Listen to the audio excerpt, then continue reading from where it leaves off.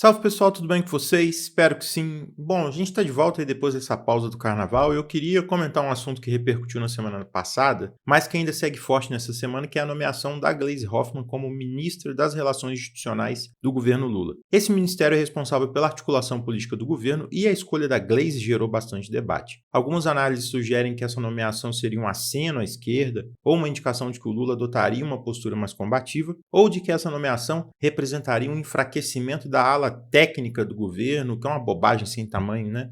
Inclusive, toda essa discussão aí que separa a ala técnica da ala ideológica é uma bobagem grosseira vendida pela Globo, mas depois eu amplio isso. Na minha leitura, esse debate do aceno à esquerda é uma visão muito mais caricatural da Gleisi do que uma visão realista da situação. E esse equívoco, essa leitura distorcida, é um dos grandes problemas do governo Lula e é justamente o que eu quero discutir aqui. A caricatura é errada, mas a própria retórica política da Gleisi acaba contribuindo para essa caricatura, mas como a gente vai ver, é padrão do governo fazer isso.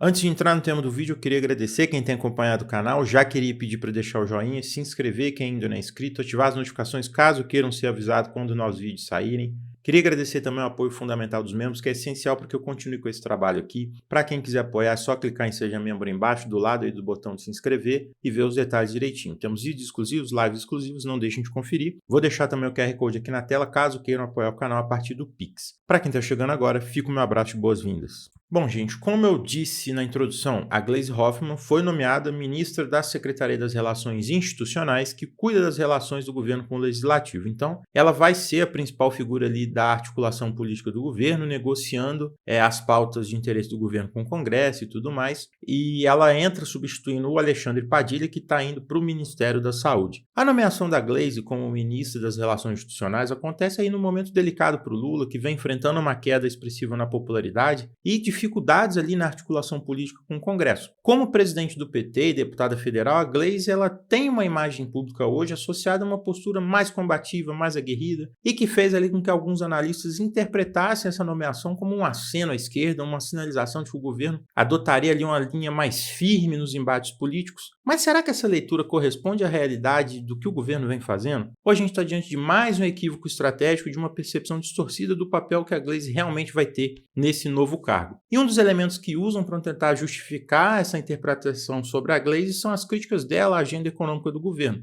Já é público que ela tem algumas falas mais críticas à agenda capitaneada ali pelo Haddad, pela linha que optou por uma centralidade maior da questão da austeridade e tudo mais. E essas críticas, especialmente em relação à questão do novo teto de gastos, poderiam reforçar a percepção de que a chegada dela no governo seria um contraponto à agenda econômica. Isso levou alguns setores a questionarem se a nomeação significaria uma mudança de direção na política econômica ou mesmo um recuo estratégico ali do governo diante de pressões ali por uma flexibilização dessa agenda. No entanto, a realidade política, os arranjos internos ali do governo indicam que essa leitura ela pode ser no mínimo precipitada. E como eu vou comentar aqui com vocês, tem gente até do lado mais simpático ao governo sem entender essa nomeação partindo de uma premissa equivocada, a meu ver. Primeiro de tudo, essa questão aí do embate da Gleisi contra o Haddad não é bem assim como diz. Inclusive é só pegar o histórico da Gleisi que vocês vão perceber. É fato que há algumas críticas públicas sobre a condução da agenda econômica, um posicionamento que, num primeiro olhar ali, poderia colocar a Gleisi numa linha mais à esquerda do Haddad, mas será que é isso mesmo? E aqui entra a dinâmica interna do PT, que é o centro dessa questão, para vocês entenderem essas supostas divergências. Só sendo muito generoso hoje para falar que o governo Lula ele é um governo de esquerda. Você precisa alargar muito o conceito de esquerda ou fechar os olhos para muitas coisas que vêm sendo feitas, especialmente ali na agenda econômica. Só que o PT ele continua firme e forte, se vendendo como um partido de esquerda que tenta ser um dos maiores partidos do Brasil, que tenta manter a relevância nacional, tenta manter o hegemonismo na esquerda. E como que ele vai fazer isso endossando abertamente uma agenda econômica que acaba contrariando boa parte do que é defendido pela esquerda? Como que eles vão justificar que eles estão aplicando políticas que antes eles criticavam em governos anteriores ali, como o do Temer, como o do Bolsonaro? E aqui entra essa posição da Gleisi e do Haddad e o suposto ali embate entre os dois. O Haddad ele está no governo, ele é o capitão da agenda econômica, o centro da ação política ali do governo, né, que está na agenda econômica, e o motivo de boa parte dos conflitos. Ao tocar essa agenda, ele age em nome do governo, em nome da frente ampla, que justifica muita posição estranha ao que a esquerda deveria aplicar. E esse estranhamento é algo que chega na militância partidária, essa contradição ela não passa batido. Daí entra o papel da Glaze. Ao adotar esse papel de maior crítica ali, de um certo enfrentamento com a agenda econômica, a Glaze ela preserva uma certa ilusão de disputa dentro do jogo político. Fica a impressão de que é uma disputa dada pela agenda do governo e que o Partido dos Trabalhadores está tentando interferir nessa disputa. Por conta disso, você sempre dá a justificativa para o militante continuar no partido, fortalecendo os mandatos, fortalecendo a liderança partidária. Na cabeça do militante, há uma disputa sendo feita que justifica a sua permanência e que o trabalho é justamente fazer essa disputa. E a grande representante dessa disputa do lado do PT, falando como presidente do PT, é a Glaze, tentando ali supostamente puxar uma linha mais à esquerda. Essa percepção é a percepção de um olhar da esquerda, de um olhar do militante e tudo mais, só que também tem um outro olhar, e esse da mídia, da galera que fala que está preocupada com a agenda econômica. Eles pegam essa questão aí dessa disputa e transformam tudo numa tempestade num copo d'água de uma forma que muitas vezes é até incompreensível. Isso passa por uma distinção tosca que é muito propagada pela Globo, pelos seus comentaristas econômicos, que muita gente reproduz, que é a distinção entre ala técnica e ala ideológica do governo. Pode ver que toda hora isso é apresentado por lá, a Miriam Leitão fala disso toda hora e tem um motivo. Na cabeça da Globo, de todo mundo que reproduz essa distinção sem sentido, existe uma ala do governo que é a ala técnica. É a turma da economia e, nesse caso, especialmente o ministro da Fazenda, o Haddad, e a ministra do Planejamento, a Simone Tebet. É a galera que está fazendo tudo certo, que opera mais ou menos ali como manual, que está agindo de uma forma correta na condução da economia. Por quê? Porque eles aderem à linha ideológica pregada pela cartilha da austeridade que a Globo ajudou a gestar e a propagar e a naturalizar. É a turma que vai defender de uma forma ou de outra todos os parâmetros da política econômica do mainstream econômico, que mudar isso geraria enormes problemas e tudo mais. E essa ala técnica, ela está a todo momento ameaçada pela ala ideológica, a ala política, que vai contaminar a condução da política econômica. Geralmente, essa turma da ala política é a turma que cobra mais investimento, que quer gastar mais, que quer fazer populismo com o dinheiro público, que é um outro termo também muito mal usado. Daí, você precisa proteger essa ala técnica da invasão da ala política para que ela não tire a política econômica dos trilhos. Por isso que a nomeação da Glaze é lida com preocupação, já que ela é vista como uma ameaça a esse trabalho da turma da área econômica. Na cabeça de um comentarista que seguia por essa distinção, a Glaze ela vem para perturbar esse trabalho e representa um risco para a boa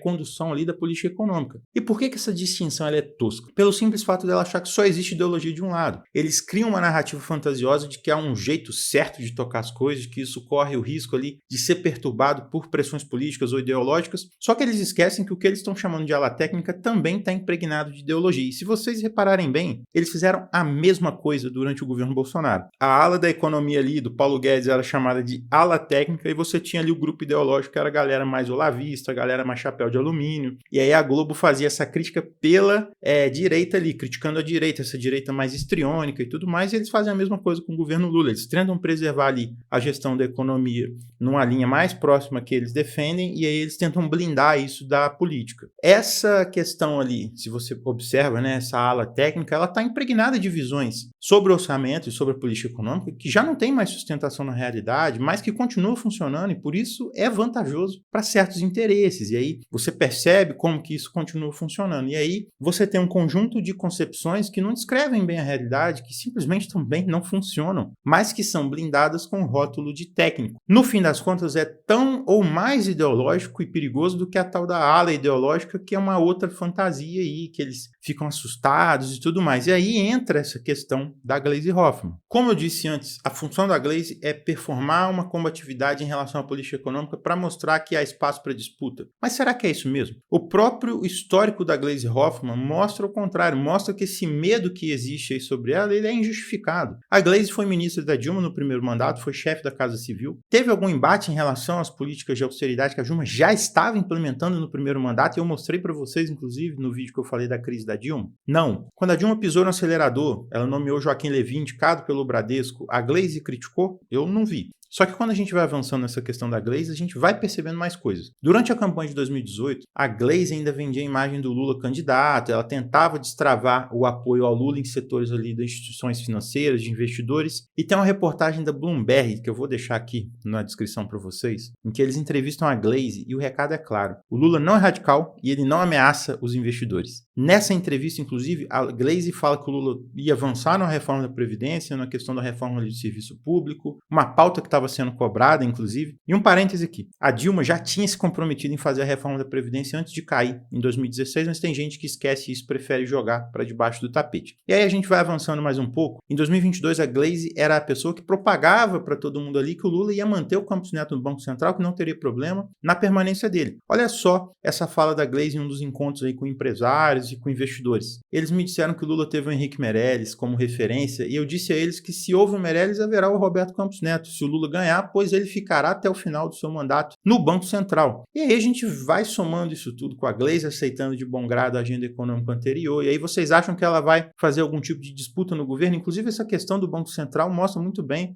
o que eu falei, que era uma grande teatro ali, essa questão das críticas ao Banco Central, dado que o governo Lula já tinha aceitado, ele já tinha falado que não mexeria em nada em relação ao Banco Central. E aí a própria Gleisi afasta essas preocupações quando ela declara recentemente que ela não foi nomeada para tratar de economia, mas de articulação política, inclusive com certas críticas ali ao Haddad sendo jogadas ali para debaixo do tapete e sendo diminuídas. Então, assim, essa Gleisi combativa que vai fazer o governo guinar à esquerda, que vai impregnar a técnica de ideologia, de política, ela é só uma invenção, ela está ali na cabeça de muita gente, mas a realidade é uma outra coisa, ela conta uma outra história. Inclusive, eu vi um comentário recente do Luiz Nassif em que ele comenta que não entende o governo Lula, que ele está tendo dificuldade de entender e que a Gleisi significaria ali uma maior combatividade, que o governo estaria dando sinais contraditórios em relação a essa nomeação. A meu ver, o problema dos sinais contraditórios, até dialogando um pouco com o Nassif nessa questão, é que é o problema da agenda econômica. É uma agenda orientada pela austeridade que está colocada desde março de 2023, quando o novo teto de gastos foi proposto. O sinal contraditório é justamente uma retórica de colocar o pobre no orçamento enquanto abraça uma agenda econômica que força a retirada do pobre do orçamento. E isso não se resolve com a calibragem ali nas articulações políticas, como parece ser o caso do que o governo Lula está tentando fazer. Mas esse comentário do Nassif, ele tem um elemento interessante que eu queria colocar aqui para vocês, que é essa questão da agenda, que eu acho que vale a pena ver um trechinho e comentar também um pouquinho com vocês. Agora, se for efetivamente para um enfrentamento maior, o enfrentamento maior não te dá de peito aberto. Assim. O enfrentamento maior exige estratégias, exige esse projeto de país que a gente está falando faz tempo. Você tem uma transição energética, você tem um conjunto de possibilidades grandes aí que você tem que apontar. O Brasil você tem um baita potencial aí no meio acadêmico, aí nos institutos federais que são filhos do Lula. Eu estava conversando numa entrevista que deve ir para o ar aí segundo, sobre essa questão do software livre, a capacidade do Brasil de se livrar das big techs com softwares construídos aqui gradativamente. Aqui. Então você tem pontos estratégicos em todo lado, na segurança digital,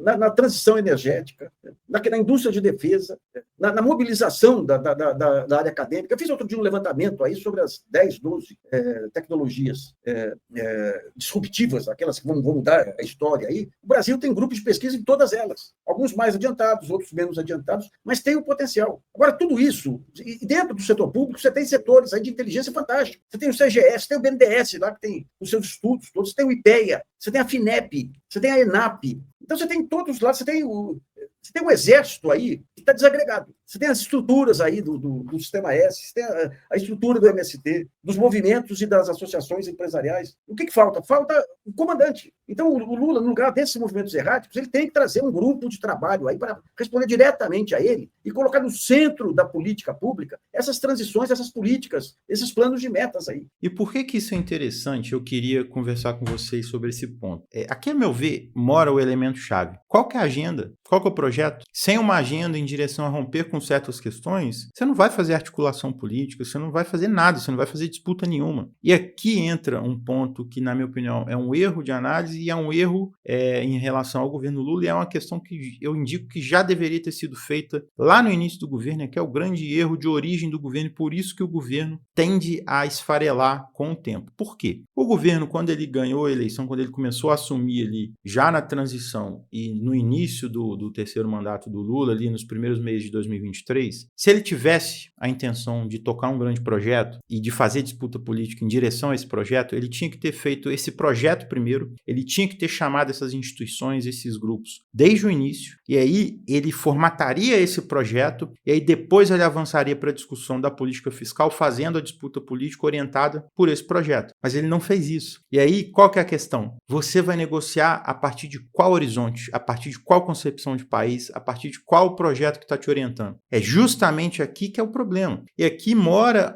a minha divergência com outros setores, com alguns setores mais simpáticos ao governo, como é o caso aí do Nassif também, né? É evidente que a agenda que está colocada hoje é uma agenda de manutenção de tudo que vem dando errado nos últimos anos. Então não é só uma questão do governo desnorteado, do governo sem agenda, do governo sem fazer disputa política. Na verdade, o governo está fazendo disputa política para manter as coisas. Uma agenda ali que dá poder demais ali para quem não deveria ter, que garante o funcionamento do Estado brasileiro trabalhando para enriquecer 1% da população, enquanto o resto fica disputando migalha, mesmo em situações de estabilidade. O centro da agenda econômica está travado por conta do modelo econômico e as disputas elas só ocorrem nas franjas, naquilo que é permitido disputar. A real função de uma figura como a Gleisi, mesmo agora no Ministério, é um aceno para falar que há disputa, que há uma linha mais à esquerda para poder dar esse recadinho aí para o militante, mas também tentar equilibrar essa questão para falar, olha, não tem medo, relaxa, não preocupa. Só que isso, gente, é muito difícil. E aí qual que é o problema? Isso tem o bônus de alimentar a oposição e aí você pega esses elementos retóricos que são usados ali para agradar a base política, para agradar o partido, e aí o cara vai lá e vai falar que isso mostra que o governo é de esquerda, é ultra-esquerdista, que defende gasto sem limite, que é socialista, e aí todo esse circo de horror que tentam pintar. Aí pegam falas desconexas do Lula, da Gleisi, da galera ali, e aí eles desconectam isso do que é efetivamente feito, falas usadas somente para agradar um militante de esquerda, e aí falam que se aprova de que é um governo radical, socialista, ou qualquer coisa próxima disso. E aí convenhamos que isso ajuda a dificultar um pouco as coisas por parte do governo e coloca a gente numa posição aqui que a gente precisa ficar criticando todos os lados, né? Enfim, gente, eu vou ficando por aqui, espero que vocês tenham gostado dessa reflexão. Vou deixar minhas redes na descrição, meu canal no Telegram, meu canal no WhatsApp, meu servidor no Discord, entrem lá. Um grande abraço para todo mundo e até a próxima.